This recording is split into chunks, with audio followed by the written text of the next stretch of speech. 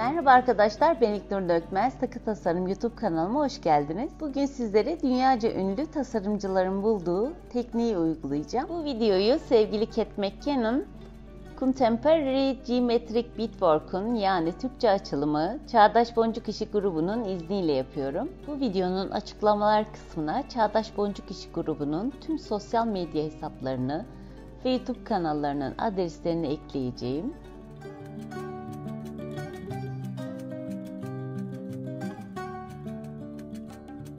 Kaldığımız yerden devam ediyoruz. Ben sonuna doğru yaklaştım. Size kahverengi bölümü bir daha göstermek istiyorum. Ve burada bir tane kahverengi alıyorum. Şu an buradayım. Burada saydığımızda 1, 2, 3, 4, 5 tane bakır yerleştirmiş olduk. Kahverengiyi aldık ve buradan bir tane kahverengiden geçiyorum. Burası da önemli. Burada çoğaltma yapmayacağız.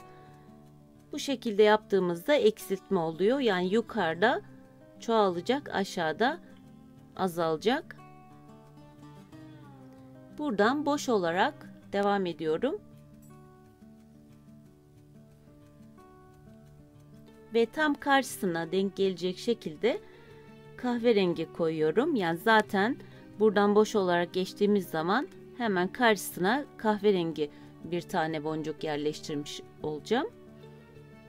Ve buradan parlament mavisinden ilerliyorum. Şöyle çevireyim, daha iyi olacak.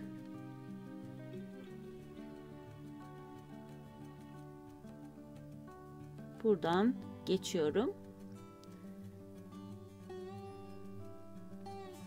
Bu şekilde. Ve buradan peyote yapmaya devam ediyoruz. Bakırları yerleştireceğim. Ve bir tane bakır rengi alıyorum. Hemen bu boşluğu dolduruyorum. Yani parlamentten geçiyorum.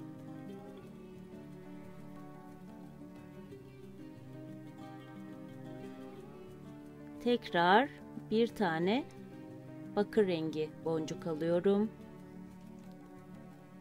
Ve burada da parlamentten geçiyorum.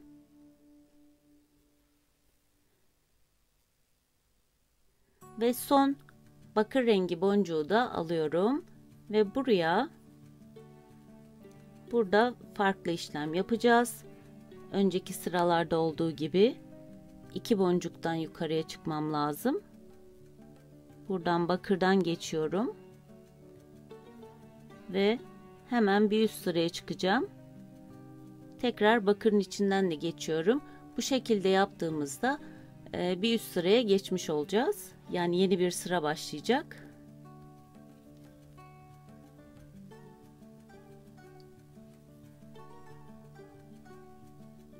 Ve boncukları düzeltmeyi unutmayalım.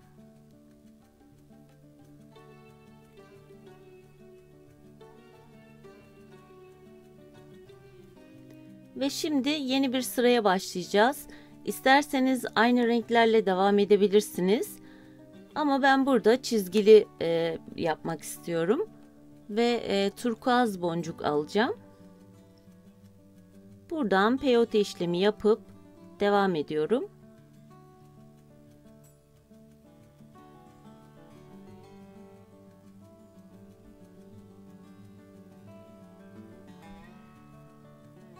Yukarıya çıktım.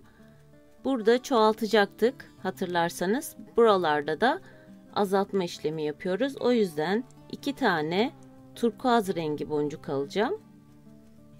Ve herringbone tekniği uygulayacağım.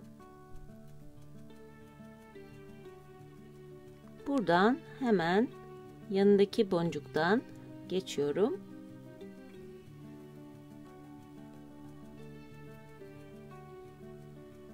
Bu şekilde. Ve tekrar peyote işlemine başlıyoruz. Bir tane turkuaz boncuk aldım. Buradan hemen boşlukları dolduracağım.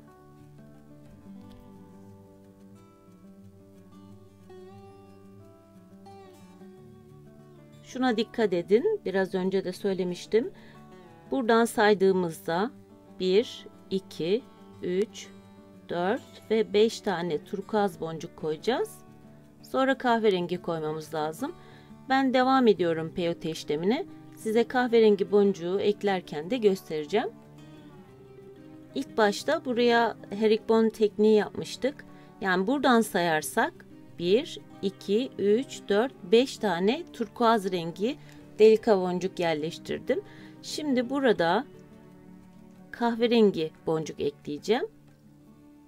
Bir tane kahverengi boncuk alıyorum. Ve burada ilk kahverengiden geçiyorum.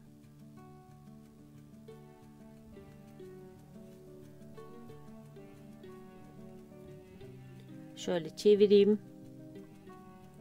Burada hemen karşısındaki boncuktan geçeceğim.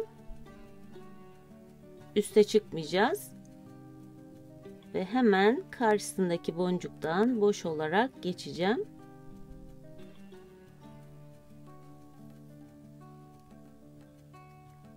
Ve tekrar bir tane kahverengi boncuk alacağım. Ve buradan hemen aşağıya iniyorum. Bakır rengi boncuktan.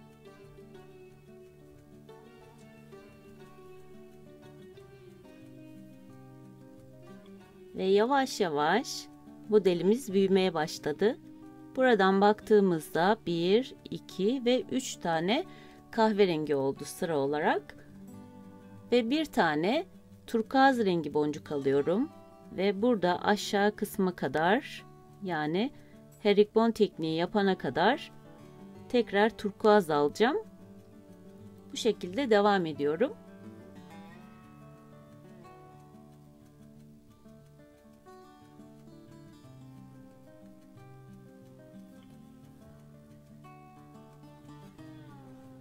Ben bu aşağı kadar yapayım, tamamlayayım. Herikbon kısmında yine göstereceğim. Ben burada peyoteleri tamamladım. 1, 2, 3 ve 4 tane turkuaz rengi taktım. Yani burada en tepeye geldim.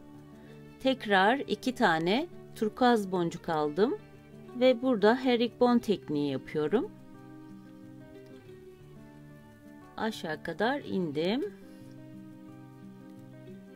Burada aynı boncukların karşısına gelecek şekilde aynı renkler turkuaz boncuk yerleştireceğiz. Burada turkuaz boncukları yerleştirdim. Şimdi kahverengi boncuk ekleyeceğim. Ve bir tane kahverengi boncuk alıyorum.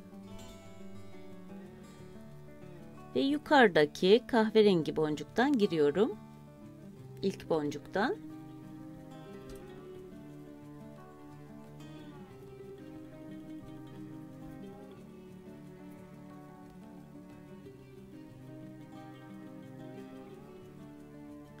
Hizaladığımız zaman hizasındaki boncuktan gireceğim. Yani bir önceki sırada orayla işimiz yok. Buradan aşağıya ineceğim.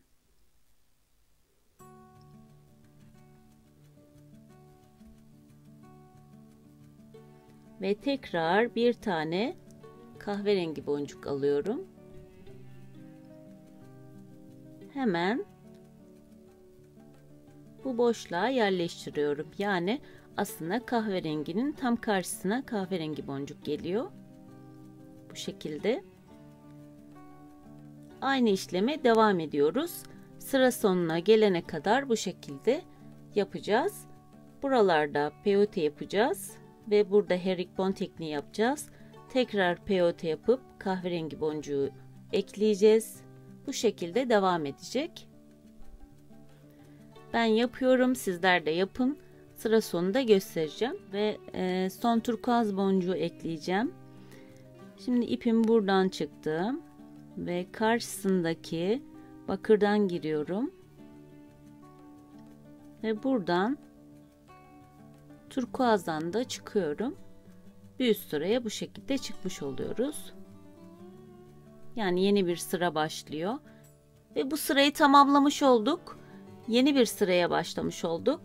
Ve burada aynı renkle devam edebiliriz. İsterseniz başka bir renk kullanabilirsiniz.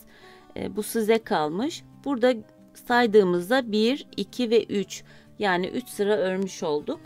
Bunu en az 6 sırayla tamamlayabiliriz. Yani 6 sıra bile aslında ince oluyor. Bu bileklikte size örnek göstereyim. Buradan saydığımızda 6 sıra oluyor. Yani sadece eflatunu saydığımızda 6 sıralık örerseniz bu kadar incelikte oluyor. Ama ben burada tahminim 12 ya da 13 sıra ördüm. İsterseniz bunu daha geniş de yapabilirsiniz. Size kalmış. Bu şekilde size gösterdiğim gibi devam etmeniz gerekiyor. Sonra size nasıl kesildiğini de göstereceğim. Gördüğünüz gibi rikrak bileziği bitirdim. Gerçekten harika görünüyor böyle bile. Ve çok güzel bir çiçek haline aldı. Ama kesince de harika bir bilezik çıkacağını da farkındayım. O yüzden kesmek için de sabırsızlanıyorum. Size şöyle birkaç ayrıntıyı bir daha tekrarlamak istiyorum. Podcast bölümü, yani şuraya kadar 1 ve 2, 6 sıra oluyor.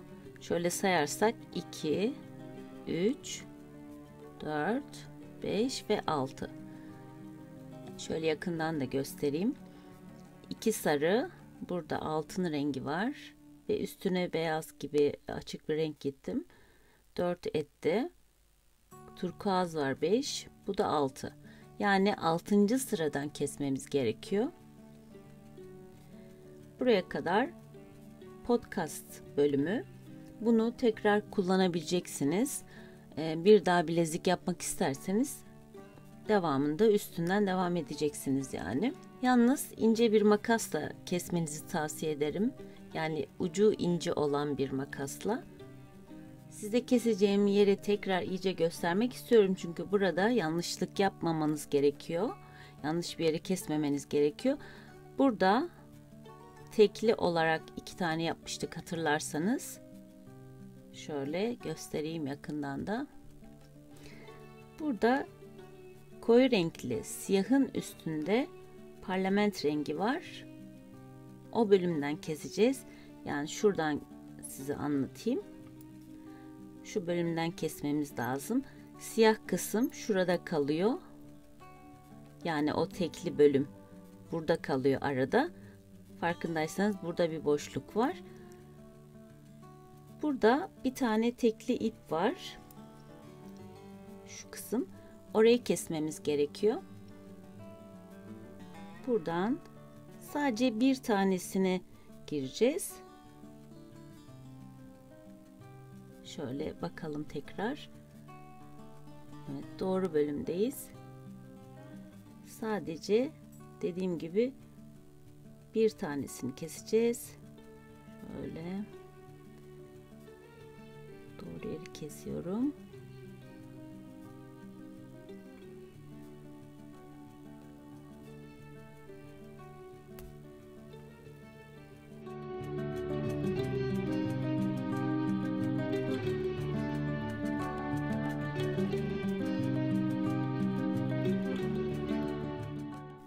Zaten kendiliğinden geliyor. Ama devam edelim kesmeye. Şu bölümde keseyim.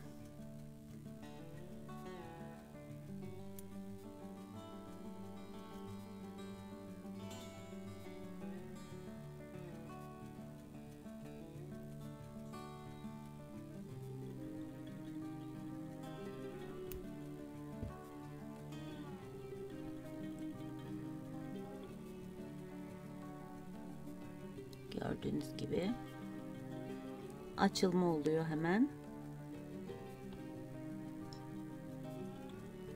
Ya da eğer zorluk çekerseniz bu şekilde hafif bastırarak zaten açılıyor.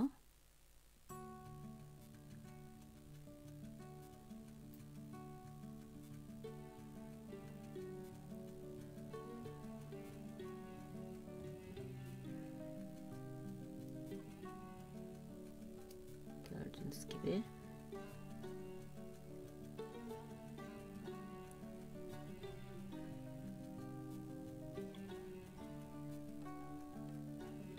ama kesmeye devam edelim.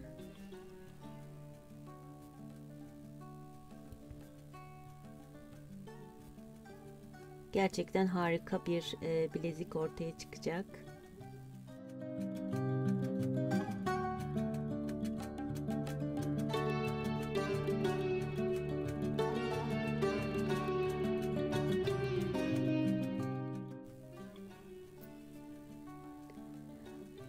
Bu kısma dikkat edelim tabii ki. Sadece şu siyahın üzerindeki tekli ipi kesmemiz lazım.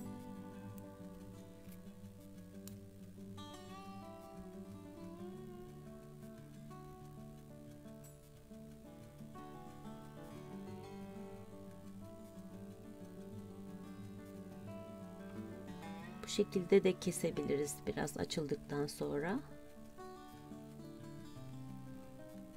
Yani şöyle ipler ayrılınca hafif zorlamadan en heyecanlı güzel bölümü de burası.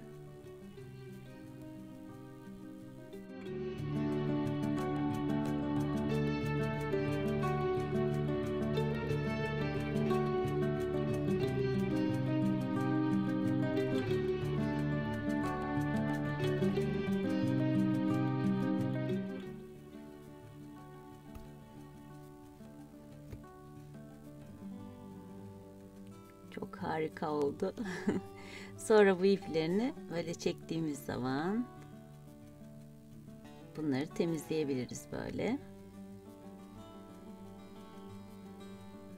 Çağdaş Boncuk İşi grubunu gerçekten kutluyorum. Çok zeka gerektiren bir iş ve çok harika. Kolda mükemmel duruyor ve kapamaya da gerek yok. Çok sevdim. Severek de takacağım.